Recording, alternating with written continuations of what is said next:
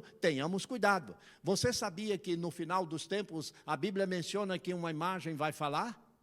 Você sabia que algumas coisas vão acontecer que você vai ficar assim, mas não é possível, é isso mesmo, tal, e não tem nada disso. Por isso que temos que examinar as Escrituras, temos que ler a Bíblia, temos que estar preparados para não cairmos em confusão, né? A palavra de Deus fala sobre o liberalismo, sobre essa visão distorcida deste evangelho de consumo que temos por aí. Irmãos, evangelho nunca foi uma mensagem fácil. Evangelho é difícil, sabe por quê? Porque Jesus disse, se alguém quiser vir após mim, negue-se a si mesmo e tome a sua cruz. Evangelho é cruz, é seguir a Jesus carregando uma cruz. Evangelho não é pedir dinheiro às pessoas. Evangelho não é influenciar as pessoas para esta ou para aquela ideia. Evangelho é seguir a Cristo. Evangelho é ter uma vida transformada. Evangelho é glorificar a Deus no seu dia a dia. Esta é a mensagem do Evangelho. Então, a palavra de Deus deixa muito claro que nós devemos ter cuidado, porque haverá muita coisa nos fins dos tempos. Paulo, escrevendo a Timóteo, ele diz, nos fins dos tempos, os homens irão pregar, irão falar, sabe o quê? O que você quer ouvir, mas não a verdadeira palavra de Deus. E é isto que muitas vezes nos preocupa, porque nós não temos visto a palavra de Deus sendo ensinada como ela deve ser. Mas Jesus falou também a respeito de guerras, de terremotos, de fomes, de peste. Nunca tivemos tanta doença, tantas pestes, tantas coisas acontecendo. Não é o fim. Sabe por quê? Porque a Bíblia diz que tudo isso é o princípio das dores. É o princípio das dores. Vamos passar por todas essas coisas, mas ainda não é o fim. Quando será este fim? Jesus disse, um dos sinais é, o Evangelho será pregado a todas as nações. Todo mundo vai escutar o Evangelho. Lá a profecia diz assim, a palavra do Senhor será espalhada pelo mundo, vai cobrir o mundo assim como o mar cobre, assim como as águas cobrem o mar. Então, você veja que há uma referência da parte de Jesus, dizendo que toda nação, todo lugar vai ouvir o Evangelho. Mas, pastor, e aquilo lá longe, lá no Amazonas, lá no fim do mundo, lá onde o vento faz a curva, como é que eles vão ouvir o Evangelho? Ouvirão o Evangelho. Por isso que a Bíblia diz que a ciência multiplicará, porque se hoje nós já temos a internet, se hoje nós já temos o satélite, se hoje nós já temos toda esta circunstância tecnológica que faz com que as pessoas possam estar aqui e ao mesmo tempo estar ali, estar lá do outro lado do mundo, imaginem daqui a alguns anos. Imaginem. Você tem na sua mão hoje, no seu celular, todas as notícias, imediatamente. Então, Jesus não estava profetizando, dizendo alguma coisa inadmissível. Ele estava dizendo que o Evangelho será pregado. E se nós queremos abreviar a volta de Cristo, se nós queremos abreviar isso aí, temos que fazer o que estamos fazendo, pregando o Evangelho, missões, anunciando a palavra de Deus. Esta é a forma que a igreja do Senhor vai contribuindo para apressar esta volta de Jesus. Mas hoje, nós gostaríamos de falar sobre a volta do Senhor.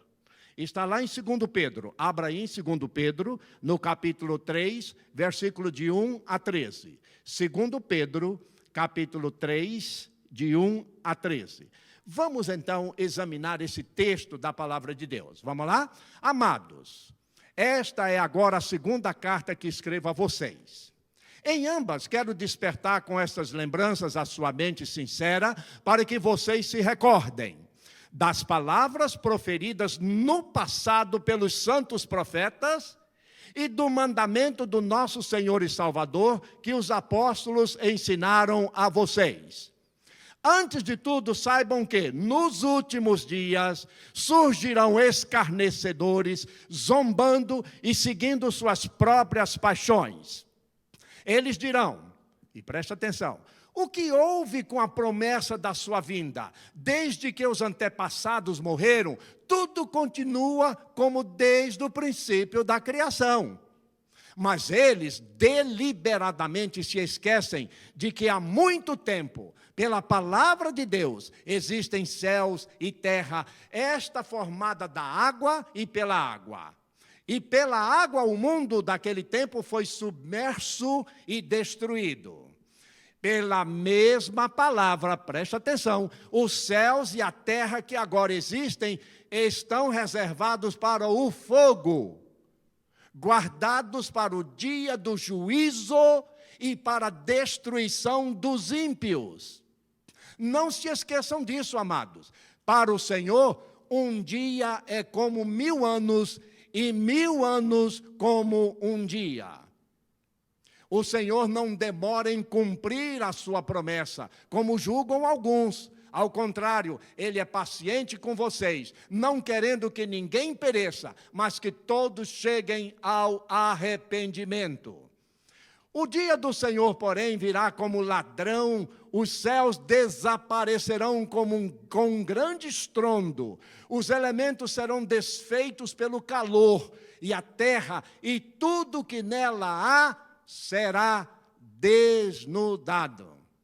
Visto que tudo será assim desfeito, que tipo de pessoas é necessário que vocês sejam? Vivam de maneira santa e piedosa, esperando o dia de Deus e apressando a sua vinda. Naquele dia os céus serão desfeitos pelo fogo e os elementos se derreterão pelo calor. Todavia, de acordo com a sua promessa, esperamos novos céus e nova terra, onde habita a justiça de Deus. Como será a segunda vinda de Jesus? O que a Bíblia diz a respeito disso? Primeiro, será uma vinda visível. Visível. Lá em Atos capítulo 1, versículo 11, Atos 1, versículo 11, quando Jesus estava subindo para os céus e os discípulos olhando, vieram então 2 anjos, e eles ficaram cerca e eles disseram: Galileus, por que vocês estão olhando para o céu? Este mesmo Jesus que dentre vocês foi elevado nos céus, voltará da mesma forma como viram subir. Da mesma maneira como vocês estão vendo ele subir, ele voltará. E para que Jesus vai voltar? Só para se mostrar? Só para mostrar ao mundo que ele tem poder? Não, para buscar a sua igreja. O que nós somos de Jesus? A noiva de Cristo. A igreja, a noiva de Cristo. Será uma vinda visível. O que diz Apocalipse 1, versículo 7? Apocalipse 1, versículo 7 diz: todo olho o verá. Eis que ele vem com as nuvens, e todo olho o verá, até mesmo aqueles que os traspassaram. E todos os povos da terra se lamentarão por causa dele. Assim será. Amém. Todo olho verá. Aqui, ali, em toda parte da terra, não haverá um lugar na terra que as pessoas não estarão olhando, que as televisões não estarão mostrando, que a internet não estará focando, que os satélites não estarão demonstrando para todo mundo a volta do Senhor. Não será uma volta qualquer, não, é uma volta visível. Segundo, será uma volta audível. Nós vamos ouvir. O que diz a palavra de Deus lá em 1 Tessalonicenses 4, versículo 16? Diz a palavra de Deus assim: que o Senhor descerá do céu com grande alarido, pois, dada a ordem que vem de Deus, com a voz do arcanjo e o ressoar da trombeta de Deus, o próprio Senhor descerá dos céus, e os mortos em Cristo ressuscitarão primeiro. Olha que dia maravilhoso, que dia glorioso este. As trombetas vão soar, mas não será apenas isto. Mateus 24, 31 fala dessas trombetas. Lá em Mateus 24, 31, a Bíblia diz que as trombetas soarão, e ele enviará os seus santos anjos com grande som de trombeta, e estes reunirão os seus eleitos dos 4 ventos da terra, de uma outra extremidade à outra. Vejam, irmãos, será uma vinda visível, uma vinda audível. Ninguém vai deixar de escutar, mas também será uma vinda repentina. 1 Coríntios 5 e 52. 1 Coríntios 5 e 52, sabe o que diz a Bíblia? Será num abrir e fechar de olhos. No momento, num abrir e fechar de olhos, ao som da última trombeta. Pois a trombeta tocará, os mortos ressuscitarão incorruptíveis e nós seremos transformados. É o que a Bíblia ensina. As trombetas soando, os mortos se levantando de todo lugar da terra. Eu neste corpo sendo transformado. Todos nós ao encontro, subindo ao encontro. Enquanto nós subimos, Jesus vai descendo e nós encontraremos com Ele nos ares. É o que diz a palavra do Senhor. Mas será uma vinda inesperada. Você leu hoje, nesta manhã, 2 Pedro 3,10. Como será a vinda de Jesus? O que diz 2 Pedro 3,10? Afirma que o Senhor virá como ladrão na noite. Ele virá da mesma maneira que o ladrão entra na nossa casa. Ou você acha que o ladrão escreve assim: querido Fábio, eu vou passar na sua casa hoje à noite. Se você puder, facilite, deixa a porta aberta do fundo, fica mais fácil para mim. Aí ele chega: não, fui roubado. Não é assim. O que diz a palavra de Deus? A Bíblia diz que ele virá como ladrão de noite, sem ninguém esperar, sem ninguém saber. Quando você chega em casa, volta, a porta está arrombada. Assim o Senhor voltará. Será aquele elemento surpresa, inesperado. É o que diz a Bíblia. Mas também há uma outra razão. É inescapável. Uma vinda inescapável, visível, audível, repentina, inesperada, inescapável. Ninguém vai poder escapar. Mateus 25, 32, que é que diz em Mateus 25, 32? Todas as nações serão reunidas em sua presença. O dia do Senhor virá como ladrão. Os céus desaparecerão. Todas as nações serão reunidas diante dele. E ele separará um dos outros, como o pastor separa os bodes das ovelhas. Está lá em Mateus capítulo 25, 32. Eu espero que você esteja entre as ovelhas e não entre os bodes. Porque as ovelhas vão ouvir: vinde benditos de meu Pai. Possuí por herança o reino que vos tenho preparado desde a fundação do mundo. Mas nessa figura que Jesus usa dos bodes, os que estarão à esquerda vão ouvir o quê? Apartai-vos de mim, malditos, para o fogo eterno, preparado para o diabo e seus anjos. Pastor, Deus vai mandar as pessoas para o inferno? Não, Deus não vai mandar ninguém para o inferno. Cada pessoa escolhe o destino que quer ir. Você vai para o inferno se você morrer sem Cristo, se você não entregar sua vida ao Senhor, se você não crer que Ele morreu e ressuscitou dentre os mortos, se você não confessá-lo como seu Senhor e Salvador. Aí a Bíblia diz que não há nada que vai poder tirar você do inferno.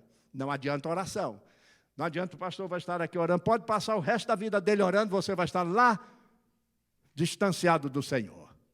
Mas se você ouvir do Senhor: vinde benditos de meu Pai, nada vai tirar você da presença do Senhor. Então, meus irmãos, a Bíblia fala desta vinda gloriosa, desta volta gloriosa do Senhor. Mas será também uma vinda cheia de vitória e glória. É muito glorioso a gente pensar nisso. Olha o que diz Mateus 25, 31. Mateus 25, 31 diz assim: quando vier o Filho do Homem na sua majestade, e todos os santos anjos com ele, então se assentará no trono da sua glória. Que visão gloriosa! Esta majestade de Jesus. Ele virá na sua glória, ele assentará no seu trono. Ele não vai assentar numa cadeirinha, ele não vai sentar apenas num banquinho, é no seu trono, no trono que significa poder. Todo poder me foi dado nos céus e na terra, disse Jesus. E ali, meus irmãos, vai acontecer o que a Bíblia chama de a consumação dos séculos. O final da história acontecerá naquele momento, quando Jesus sentar no trono.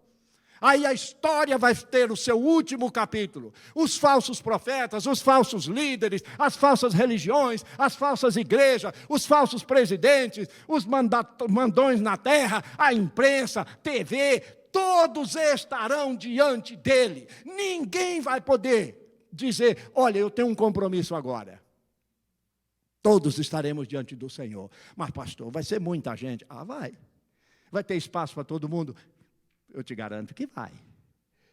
E nós estaremos diante do Senhor.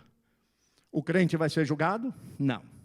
Por quê? Porque Paulo diz em Romanos capítulo 8, no primeiro versículo, nenhuma condenação há para os que estão em Cristo Jesus. Quem está em Cristo Jesus não é condenado. Condenado é aquele que não está em Cristo Jesus. Mas nós estaremos diante do Senhor. Haverá um momento quando os crentes estarão diante do Senhor? E é claro que sim. E o que vai acontecer naquele momento? A Bíblia diz que os livros serão abertos. O seu nome vai estar ali. Tudo que você fez para o Senhor vai estar registrado ali. E naquele momento os livros vão dizer tudo a respeito da minha fé. A Bíblia fala dos galardões. Naquele momento, nós vamos ouvir da boca de Jesus, servo fiel, foste fiel no pouco, sobre o muito te colocarei, entra no gozo do teu Senhor. É a Bíblia falando. Então, meus irmãos, ele vai separar um dos outros. Já no primeiro século, quando Pedro escrevia essa carta, no primeiro século da nossa era, a atitude de muita gente era a mesma. Veja o versículo 3 e 4 de 2 Pedro, que nós lemos nesta manhã. 2 Pedro 3, do versículo 1 até o versículo 13. Vamos ver o versículo 3 e 4. O que diz a palavra de Deus? Diz que havia uns zombeteiros. Havia aqueles que estavam tirando o maior sarro dos seguidores do Senhor Jesus. Dentro da própria igreja. E eles diziam assim, olha, onde está, o versículo 3, onde está a promessa que ele fez? Diz ali, antes de tudo saibam que nos últimos dias surgirão escarnecedores zombando, seguindo suas próprias paixões. E o que mais? E eles vão perguntar, o que houve com a promessa da sua vinda? Ele não disse que ia voltar? Ele não disse que ia buscar a sua igreja? Então por que ele não apareceu? Desde que os antepassados morreram, tudo continua a mesma coisa, não mudou nada. Era o que eles diziam. Eles achavam na cabeça dele que Jesus tinha que ter voltado imediatamente para levar o seu povo. Não entendiam exatamente o que o Senhor estava dizendo, e o Senhor vai explicar. Então, a Bíblia vai dizendo, olha, esses zombeteiros, esses devassos, esses falsos, esses crentes de Araque, esses que estão na igreja de Cristo, mas não tem nada de evangelho nas suas vidas, Pedro responde a eles no versículo 5. Vamos ver aí o que diz o versículo 5. O que Pedro diz aí? Esses aí deliberadamente, eles se esquecem que há muito tempo pela palavra de Deus existem céus e a terra. Esta formada da água e pela água. Deus criou os céus e a terra. Ele está no controle. É pela palavra dele que tudo vai acontecer. Meus irmãos, nada fora a palavra de Deus. É pela palavra do Senhor. É pela palavra do Senhor que todo esse ordenamento vai se passar. E Deus, então, Pedro diz, criou os céus e a terra pela sua palavra. Não adianta vocês negarem a palavra de Deus. Ela é poderosa, ela é viva, ela é imutável, ela é eterna, ela é gloriosa, ela transforma, ela instrui, ela fortalece, ela responde aos anseios da alma. E da mesma forma que vocês podem perceber o que aconteceu, no primeiro foco, na primeira projeção, Deus destruiu pela sua palavra este mundo, com um dilúvio. Mas agora, o verso 7 muda a coisa. A Bíblia diz que o juízo de Deus virá. E esta terra e tudo que nela há será destruída pelo fogo. Pela mesma palavra, os céus e a terra que agora existem estão reservadas para o fogo. Pastor, Deus vai destruir tudo isso aqui, toda essa lindeza, as cataratas, o mar, os rios, tudo isso será destruído? É o que a palavra diz, pelo fogo. Que fogo é esse? Existem duas concepções. Primeiro, alguém pode pensar até numa guerra nuclear, que realmente destruiria todo o planeta. Mas, irmãos, pior do que o fogo da guerra nuclear é o fogo de Deus, o fogo que vem do céu. Eu, particularmente, na minha teologia como pastor, eu penso que o Deus que criou este mundo é o Deus que vai destruir este mundo. Ele não vai permitir que os homens destruam este mundo. Quando o pecado chegou no ápice lá no tempo de Noé, Deus destruiu. Quando o pecado chegar pela segunda vez e o juízo de Deus vier sobre a terra, Ele vai destruir. Fogo do céu vai cair. Essa é a minha teologia. Eu não posso e não creio e não consigo crer de maneira diferente. Então, Deus vai estar agindo nisso aí. Agora, veja bem, eles ficavam perguntando, o que Deus está dizendo? Que este mundo será destruído. Então, o que o Senhor quer que eu faça? Vejamos o que diz o versículo 9. Hoje, no passado, ouvimos a mesma coisa. Será que Jesus vai voltar? A Bíblia, esses crentes, esses evangélicos, dizem tanta coisa. Será que isso vai acontecer? E as pessoas ficam com será na cabeça. Gente, lembre-se do que Jesus disse. Passarão os céus e a terra, mas as minhas palavras não hão de passar. A palavra do Senhor não passa. Creia ou não creia, aceite ou não aceite, confie ou não confie. A palavra do Senhor segue a mesma. Ela não muda. Ela é o que ela é, verdadeira. Então, diz a palavra do Senhor. Vamos ver o que a palavra de Deus diz, fechando este assunto sobre a volta de Cristo. Versículo 9. Vamos ver 3, versículo 9. O Senhor não demora em cumprir a sua promessa, como julga alguns. Ao contrário, Ele é paciente com vocês, não querendo que ninguém se perca, mas que todos cheguem ao arrependimento. Então, por que Jesus não voltou ainda? Por que Deus não destruiu este mundo?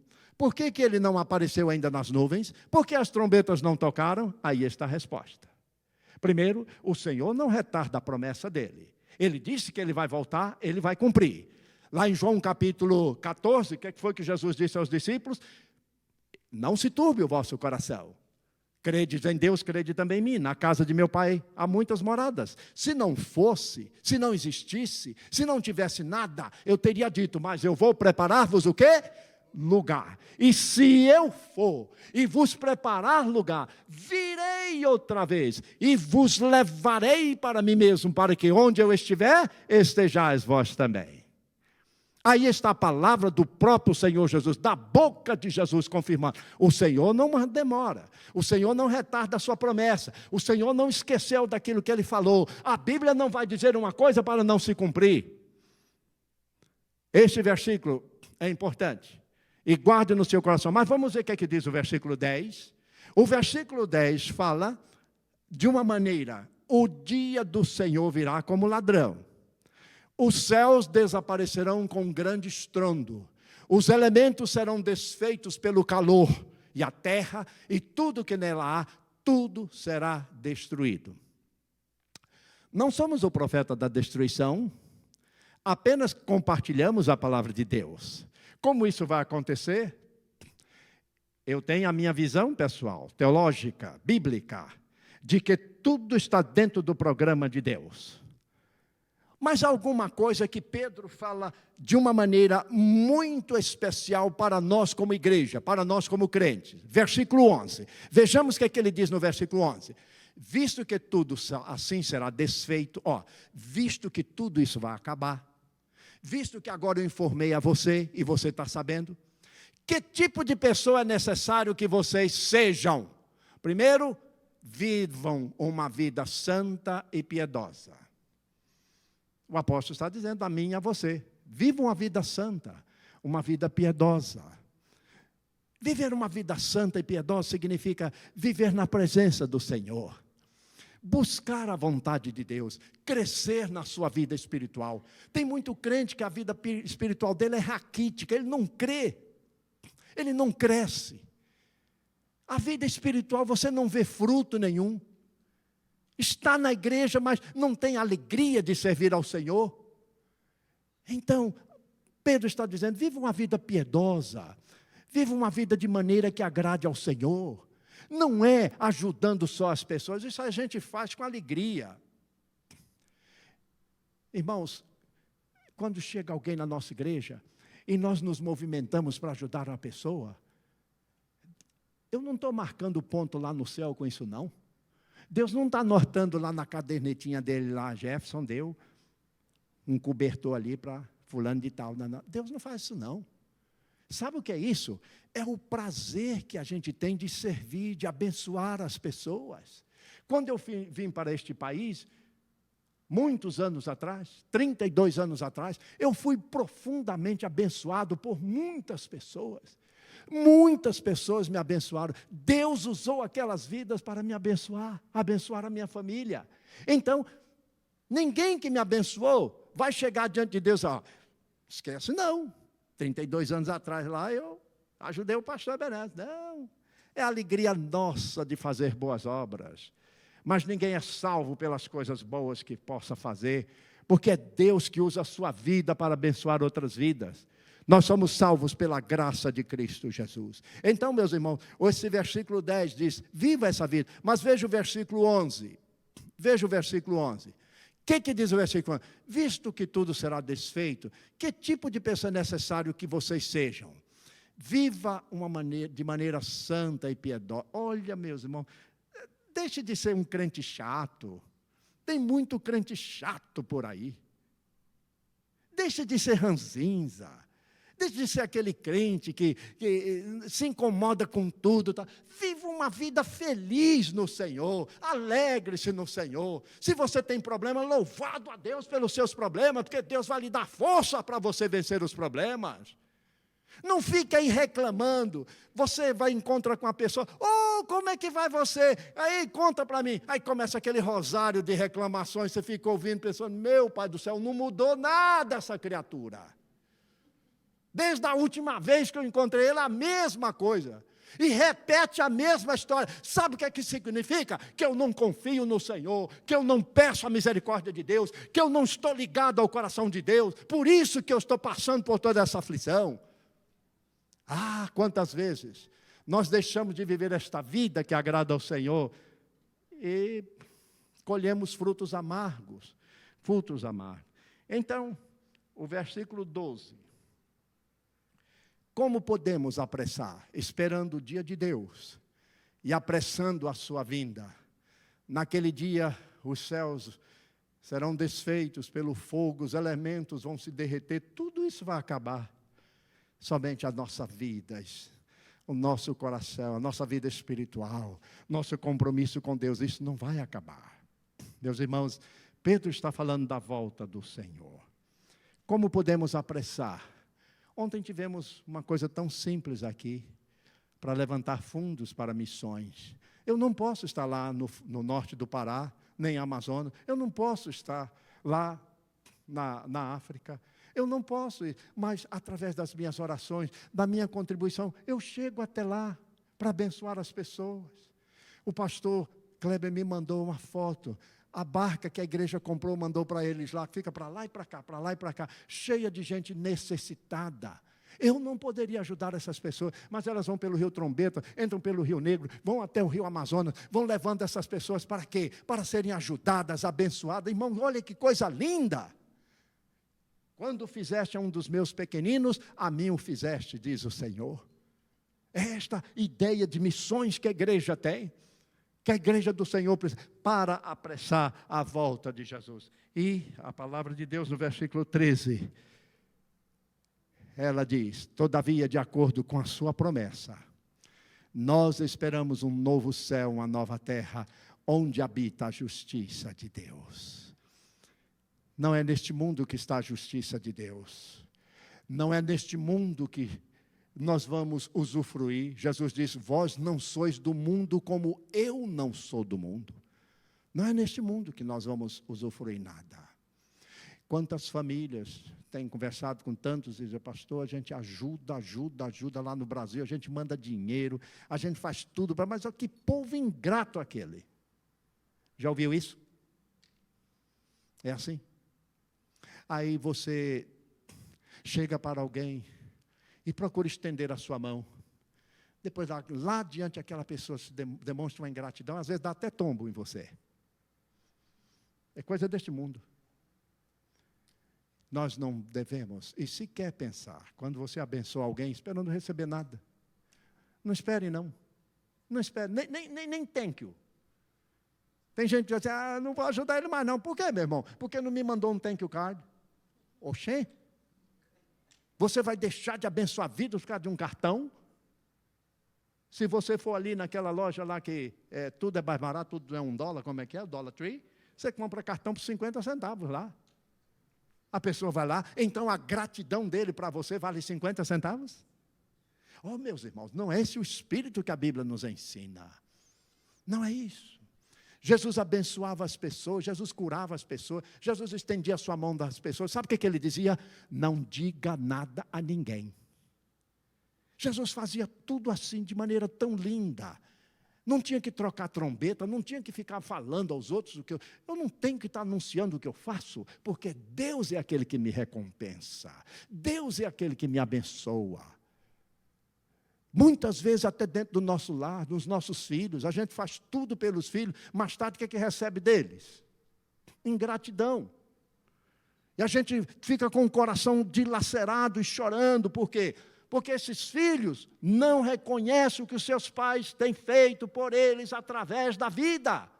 Coisas assim que dói o coração. Famílias que estão deslaceradas, completamente destruídas, por causa de briga. E às vezes, eu não estou nem falando de herança. Quando entra herança no meio, misericórdia. Misericórdia.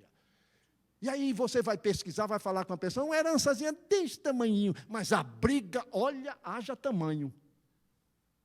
Meus irmãos, é este mundo que nós estamos vivendo. É isso que nós queremos para a nossa vida espiritual?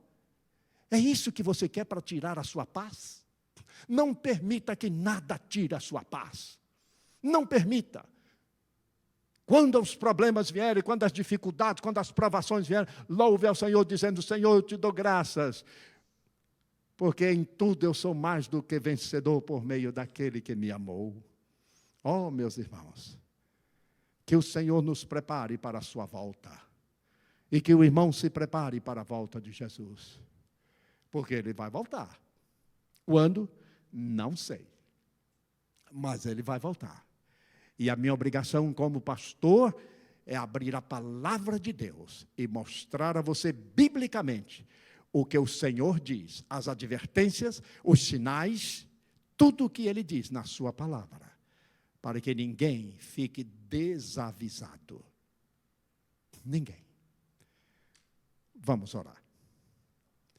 Ó Deus, louvado seja o teu santo nome. Como igreja, nós esperamos a volta do teu Filho amado.